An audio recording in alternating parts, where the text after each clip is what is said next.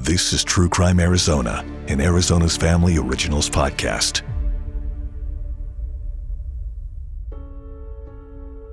Well, this is a podcast episode I'm pretty excited to bring you all. And before we even get into what happened, here's why. Sitting in that courtroom, I actually cried. So I told everybody, keep your emotions in check, and I was probably the first one crying because it's a long time coming. It was a long, hard process, but yeah, I think it was all well worth it. Those are loved ones of Jamie Yazzie, who thought they may never hear the words guilty.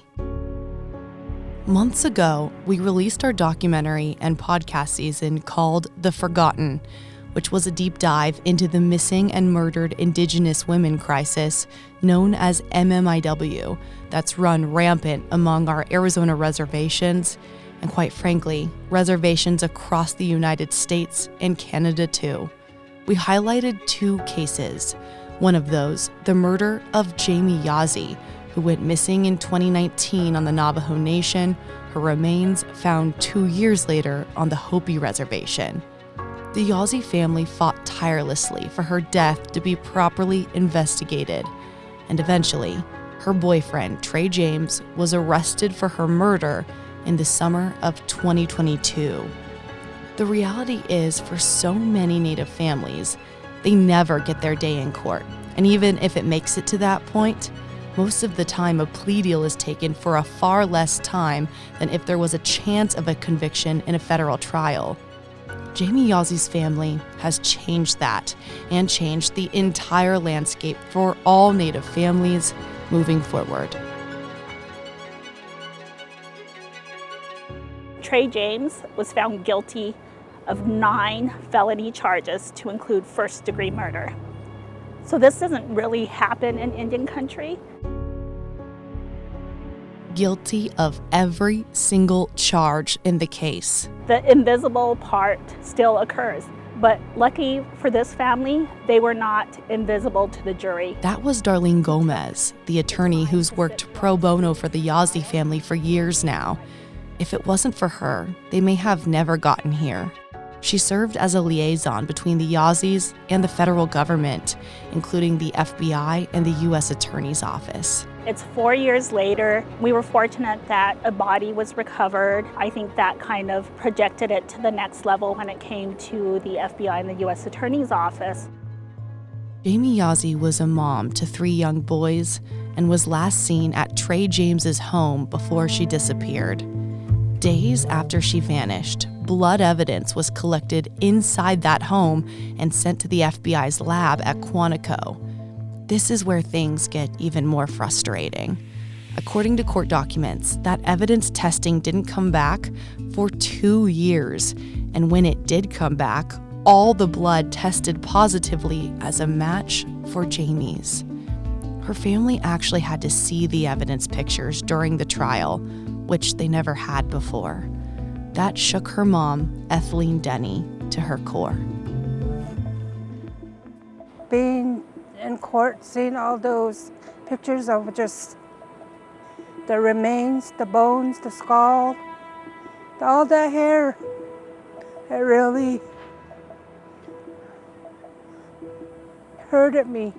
And it was the hardest part, I guess, to see her remains. But now that justice has been served, we will go on and cherish the memories of how she used to look. In the time it took for the evidence to be tested, Trey James assaulted, kidnapped, and attacked at least 3 other women. That's why he was facing more felony charges than just Jamie's murder. The attacks on the other 3 women were a part of this trial too, and he was found guilty of it all. Those women bravely came forward to testify, despite expressing to the Yazzie family how fearful they were to have to see Trey James again to do it. That courage stuck out to Jamie's mom and her aunt, Marilyn James. To see them testify in court, I got to see their side of the story, and to see them testify in court just made me feel like they deserve justice too, as well as Jamie. I'm happy that they came forward and spoke for themselves, and that it did help the whole case, and to help Jamie be their voice there, and really thankful for them to come forward and not just hold back. One of their families even reaching out to the Yazzies. I'm really happy that they got justice too for them, and one of them, her family took part in searches, and she really stood by us too, the sister of one of the victims. Just want to say, hopefully the victims will be at peace now and feel safe and not be scared anymore.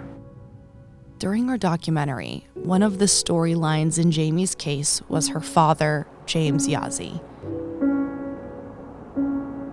Yeah, I'll go truck stops. I run out flyers, pass them out. I go out to border Mexico, along there, Tucson, and some truck drivers, they would say, give me a whole bunch, I'll post it on the way to Texas. And I'll go all the way up to Gallup and New Mexico. Sometimes I eat lunch and dinner there at QT's parking lot. Looking for her? Yeah. And he was very sick and told us he wanted to try to stay alive to see justice for his daughter. Just days before the trial began, he began hospice care, and there was concern he wouldn't make it through. But his will to live outweighed sickness. He was able to come for 2 days of the hearing. While he couldn't physically be in the courtroom for the verdict to be read, he was there over video conference. James only wanted one thing these past 2 years, and that was for him to watch the day that Trey James was going to be found guilty. And he had his day today, so I can assure all of you that this is probably one of the happiest days of his life, probably second to the day Jamie was born. In the press release from the U.S. Attorney's Office about the verdict, the federal government actually thanked the Yazzie family and Darlene Gomez for making it to the trial the entire almost 3 weeks it lasted. That never happens in a press release, but it was a big deal because much of the Yazzie family lives hours away on a rural and remote part of the reservation, with zero resources needed to be in court or to even get there in Phoenix at all. The planning that went into transportation, hotel, clothing, food, it was just tremendous just to be here today. Their sacrifices paid off. Marilyn had a message for Jamie, their family all feeling her spirit there with them in the courtroom. I miss you, I love you, and we did it. Trey James's sentencing is scheduled to happen in January of 2024. But the Yazzie family isn't stopping at just Jamie. They've become pillars in the MMIW movement, giving other Native families hope that cases don't have to fall on deaf ears anymore. To people out there that still have missing loved ones, and people that are still seeking justice, I would say hang in there, keep fighting, and keep saying their names. I think, I hope, Jamie's story brings hope to other families as well. As for Darlene Gomez, she hopes other attorneys take on families pro bono like her, families that quite literally have nothing to even stand a fighting chance at receiving the justice they so deserve. She's already set her sights on other changes she plans to see through. Not very many cases in Indian country go to trial. So we see a lot of pleas, so we have a lot of repeat offenders in our communities who should be serving life in prison but take pleas for 6 or 7 years. So that's my next journey, is to fight the systematic failures. Jamie Yazzie is sadly just one of so many Native women in Arizona who have gone missing or were killed. The Yazzie family and the younger generation of Native Americans has made it clear they refuse to stay silent. Darlene has a two-pronged message. One, for the politicians and officials, and two, for the Native girls growing up and listening to this.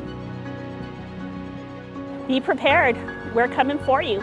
For all you politicians who haven't been here for these families, we're uniting and we're going to hold you guys accountable. What that means is that women, you have a voice. Whether you're 5 years old, 10 years old, 15 years old, you have the ability to do what I do. You have the ability to fight for those who don't have a voice, and you have the ability to show America that Native American lives matter, and your life matters. If you want to learn more about the Yazzie case and other mysterious disappearances that plague the MMIW crisis, you can watch our documentary, The Forgotten, on YouTube and Tubi, and you can listen to our podcast season, The Forgotten, below.